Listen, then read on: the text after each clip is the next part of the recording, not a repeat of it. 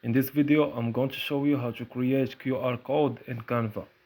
So this should be a quick and easy process video.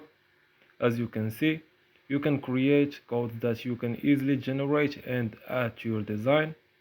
So you can create QR codes in the editor.